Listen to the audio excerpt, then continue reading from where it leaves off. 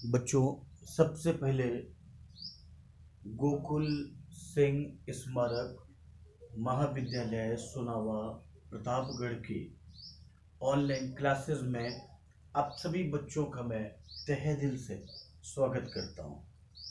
बच्चों, आज की मेरी जो ऑनलाइन की क्लासेस है वो है बीएड द्वितीय सेमेस्टर। बीएड सेकंड सेमेस्टर के जो भी छात्र और छात्राएं हैं वो ऑनलाइन क्लासेस में ध्यान देंगे। आज का उनका जो ऑनलाइन क्लासेस की जो टॉपिक है वो है जलमंडल, हाइड्रोस्फीयर जिसको इंग्लिश में बोलते हैं। जलमंडल को इंग्लिश में हाइड्रोस्फीयर के नाम से जाना जाता है और ये आज की ऑनलाइन क्लास है बीएड सेकंड सेमेस्टर, विषय पर्यावरणीय शिक्षा, सब्जेक्ट इन्वायरमेंटल एजुकेशन के अंतर्गत ये मेरा टॉपिक है जलमंडल। मैं आपको बच्चों बता दूं कि पृथ्वी के बहुत बड़े भाग पर जल पाया जाता है। जैसे जहां पर बहुत बड़े भाग पर जल पाते हैं, जिस स्थान पर जिस बहुत बड़े भाग पर जल मिलता है उसे जलमंडल के नाम से कहा जाता है। मैं आपको बता दूं बच्चों, जलमंडल में जल की सभी अवस्थाएं, जलमंडल में जल की सभी अवस्थाएं जैसे बर्फ, जल एवं जलवाष्प, ये सभी शामिल हैं। और मैं आपको बता दूं बच्चों, पृथ्वी को नीला ग्रह कहा जाता है और पृथ्वी का 71% भाग, पृथ्वी का 71% भाग जल तथा 29 यानी 29% भाग पर स्थल स्थित है। 71% जलमंडल है तो 29% बच्चों स्थल मंडल है। जलमंडल में जल के सभी रूप उपस्थित हैं। इसमें महासागर एवं नदियां, सागरों, झीलों एवं सागरों, मैं आपको बता दूं, एवं सागरों से 97.2%, 2.2% भाग बर्फ में जमा है तथा 0.6% भाग पृथ्वी के अंदर भूमिगत जल के रूप में पाया जाता है। महासागर का जल पीने योग्य नहीं है, याद रखिएगा। महासागर का जो जल है वो पीने योग्य नहीं है। अभी मैं आपसे एक बात पूछूं बच्चों कि एक परीक्षा में प्रश्न पूछा जाता है आपके यूपी टेट के कि पृथ्वी पर कुल कितने प्रतिशत भाग शुद्ध पानी पीने को मिलता है? 2.5। 97% पानी खारा होता है, केवल 2.5 से 3% शुद्ध जल आपको पीने के लिए मिलता है। मैं आपको बता दूं, आइए, जलमंडल के अंतर्गत मेरे पास 3 पॉइंट लिखे गए हैं, आप देख रहे होंगे आपके सामने। पहला है महासागर, दूसरा है समुद्र, तीसरा है नदियां, झीलें तथा जलप्रपात। आइए हम आपको महासागर की बात करते हैं। महासागर जलमंडल के मुख्य भाग हैं। महासागर जलमंडल का मुख्य भाग है तथा आपस में एक दूसरे से ये जुड़े हुए हैं। महासागरीय जल हमेशा गतिशील रहता है, ये हमेशा चलता रहता है बच्चों। और अगर हम तरंग की बात करें तो तरंगें, ज्वार भाटा तथा महासागरीय धाराएं, महासागरीय जल की 3 मुख्य गति है। बड़े से छोटे आकार के आधार पर, बड़े से छोटे एक साइज के आधार पर क्रमशः 4 प्रमुख महासागर हैं। प्रशांत महासागर, याद रखिएगा, बड़े से छोटे के आधार पर 4 प्रमुख महासागर।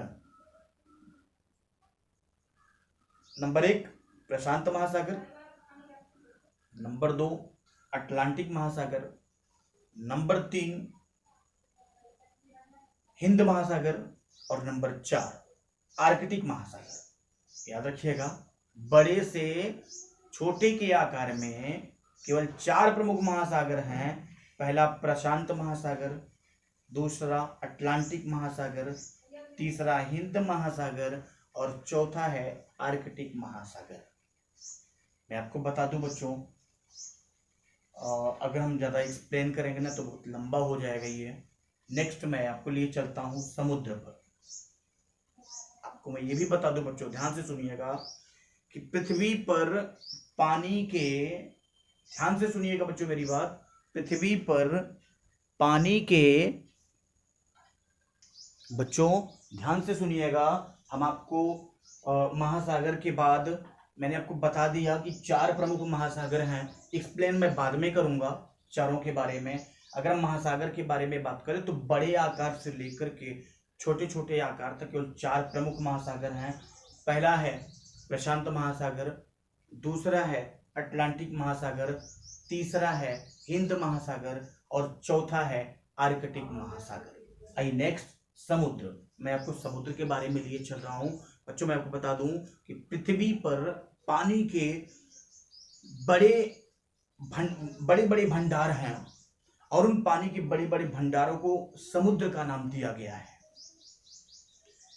जो वस्तुतः चारों ओर द्वीप तथा महाद्वीप इन सभी से घिरे हुए हैं।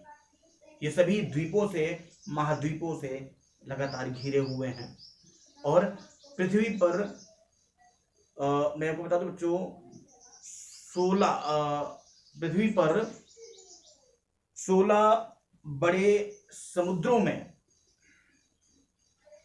पृथ्वी पर 16 बड़े समुद्रों में कैरेबियन समुद्र, याद रखिएगा, जो सबसे बड़ा जो समुद्र है वो कैरेबियन समुद्र, भूमध्य सागर, मैक्सिको की खाड़ी और आपके हडसन की खाड़ी, काला सागर, ये सभी प्रमुख आते हैं। और समुद्र महासागरों की अपेक्षा बच्चों बहुत छोटे होते हैं। समुद्र तो छोटा होता ही है, महासागर उससे भी बड़ा है, तो महासागरों से समुद्र जो है छोटा होता है। नेक्स्ट मेरा जो टॉपिक है, पॉइंट है, वो है नदियां, झील तथा जल प्रपात। मैं आपको बता दूं बच्चों, ध्यान से सुनिएगा, मैं आपके तीसरे पॉइंट पर लिए चल रहा हूं।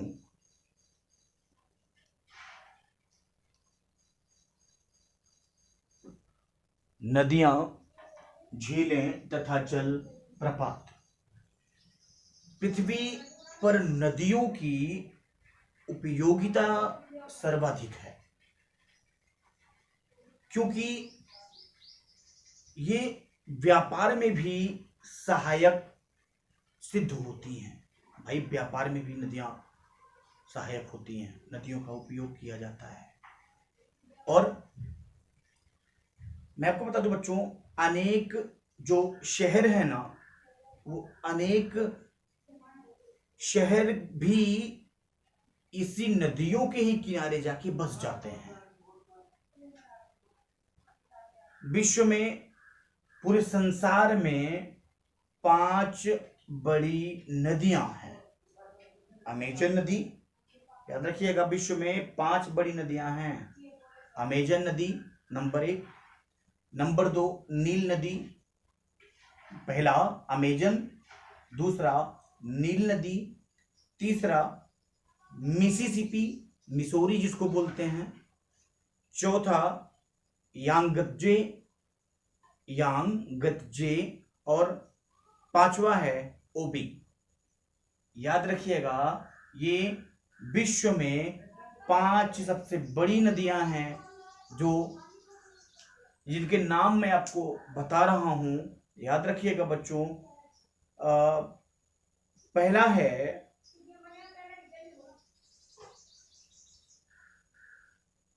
हम नदियों की अगर बात करते हैं तो विश्व में बच्चों, मैंने अभी आपको बताया कि 5 नदियां हैं। 5 नदियां कौन कौन से हैं? नंबर 1 है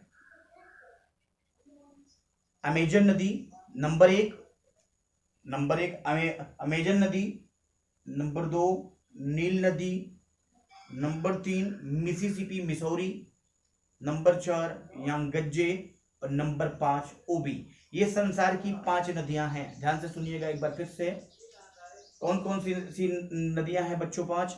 अमेजन नदी नंबर 1, नंबर 2 नील नदी, नंबर 3 मिसिसिपी जिसको मिसौरी नदी के नाम से जाना जाता है, चौथा यांगजे नदी, पांचवा है ओबी नदी।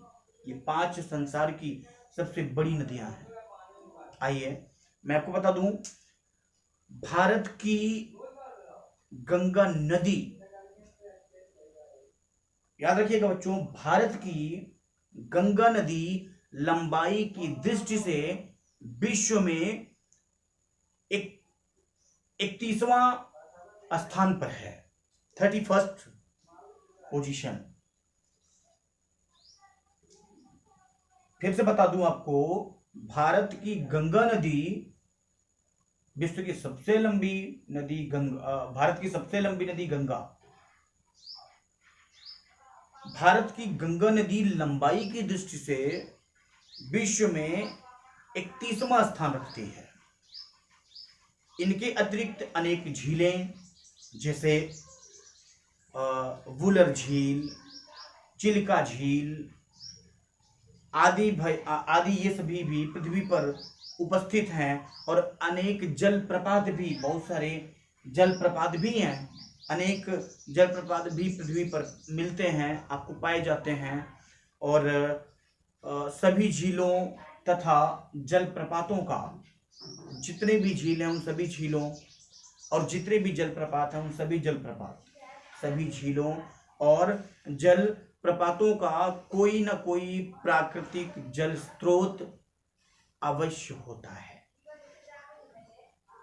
नेक्स्ट मैं आपको लिए चल रहा हूं, ये तो हो गया हाइड्रोस्फीयर, जिसके अंतर्गत महासागर, समुद्र, नदियां, झीलें, जलप्रपात, ये मैंने आपको बताया। मैं आपको लेकर के चलता हूं नेक्स्ट बच्चों है मेरा टॉपिक वायुमंडल। बच्चों नेक्स्ट मेरा जो टॉपिक है वो है वायुमंडल।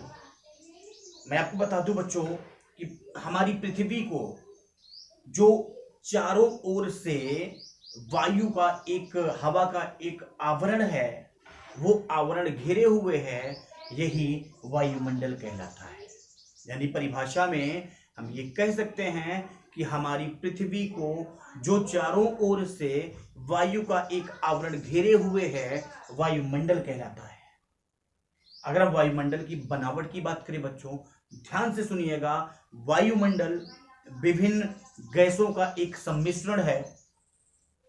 10 यानी 10 प्रमुख गैस वायुमंडल के संगठन में महत्वपूर्ण भूमिका निभाते हैं। वायुमंडल की बनावट में 10 प्रमुख गैसें ऐसे हैं जो अपनी अपनी भूमिका निभाते हैं।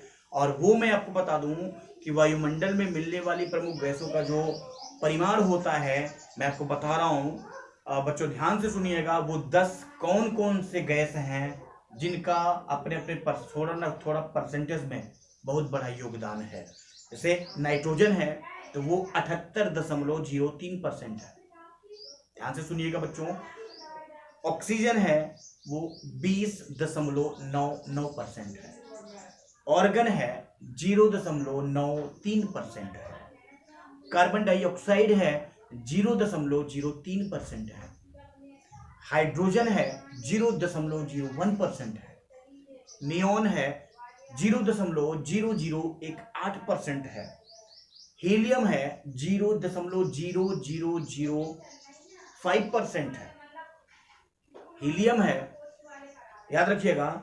नियोन जो है, मैं आपको बता दूं, हाइड्रोजन जो है 0.01% है। नियोन 0.0018% है। हीलियम 0.0005% है। क्रिप्टॉन 0.0001% है। जेनॉन 0.00005% है। ओजोन 0.0000001% है। ये सभी ऐसे 10 गैसें हैं जिन्होंने वायुमंडल के बनावट में, वायुमंडल के निर्माण में अपनी अपनी भूमिका निभाई है। वो 10 गैसों के अनुपात मैंने आपको बताया, वो सभी कितने परसेंट में हैं।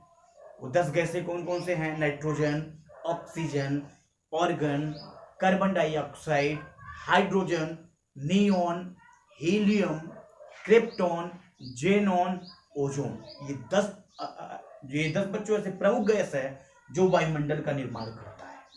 और हमारी पृथ्वी को जो चारों ओर से एक हवा का आवरण घेरा है वही वायुमंडल कहलाता है। आइए मैं आपको बता दूं, दूसरा है बच्चों, मैं आपको लेकर के चल रहा हूं। अगर वायु की संरचना की बात करें तो याद रखिएगा,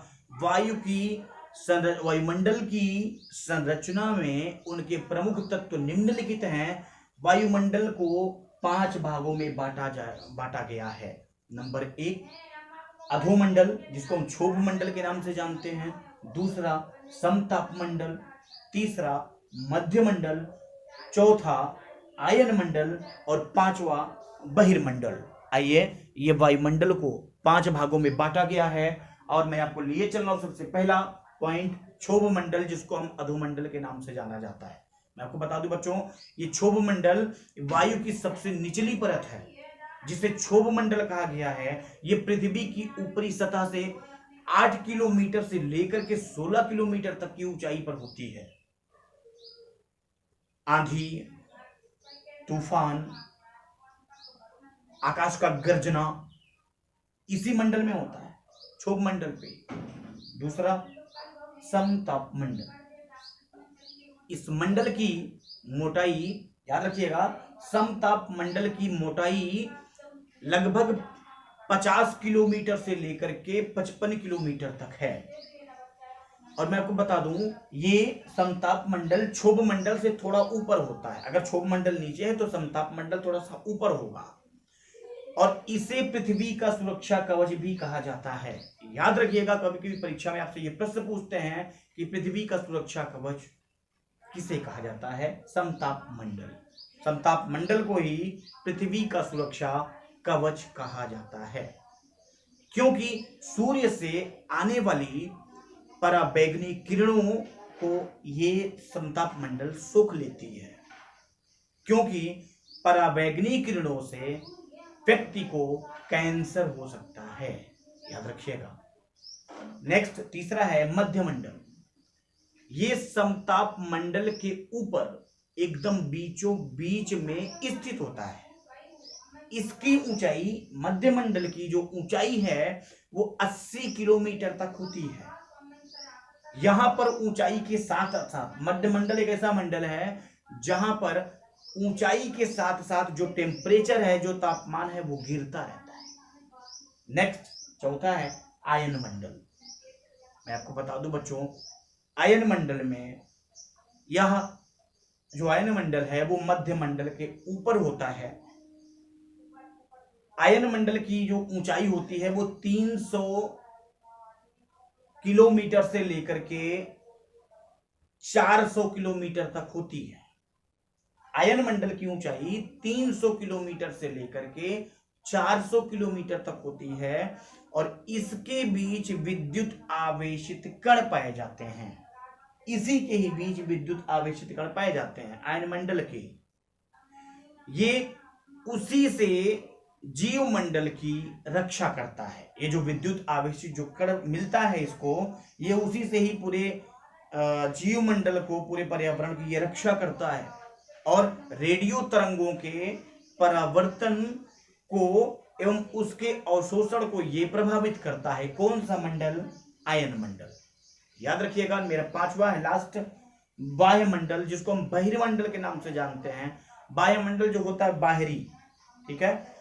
आयन मंडल से ऊपर बाह्य मंडल होता है और वायुमंडल की ऊंचाई मैं आपको बता दूं बच्चों 400 किलोमीटर से लेकर के, याद रखिएगा, वायुमंडल की ऊंचाई 400 किलोमीटर से लेकर के 1000 किलोमीटर तक होती है और यह वायुमंडल का सबसे आखिरी परत है, पांचवा एकदम आखिरी परत है ये वायुमंडल का, ये आखिरी परत है और इसकी ऊंचाई 400 से 1000 किलोमीटर तक होती है और इसमें हाइड्रोजन एवं हीलियम गैस पाई जाती है।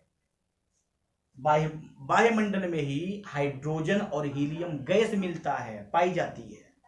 तो मैं आपको आज जलमंडल के बारे में बताया, जिसके अंतर्गत महासागर, समुद्र, नदियां, झीलें और जलप्रपात के बारे में मैंने आप सभी को बताया।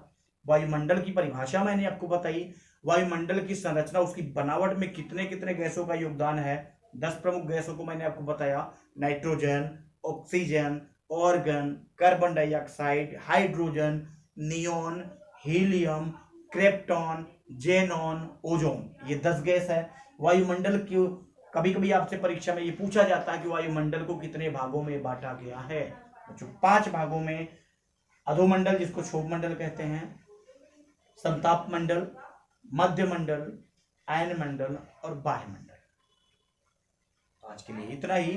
तो मैंने आपको स्थल मंडल के बारे में बताया, जलमंडल के बारे में बताया और वायुमंडल के बारे में बताया। आपका लास्ट है जीव मंडल, जिसकी विवेचना हम अगली टर्म में करेंगे आपसे। थैंक यू बच्चों, नमस्ते।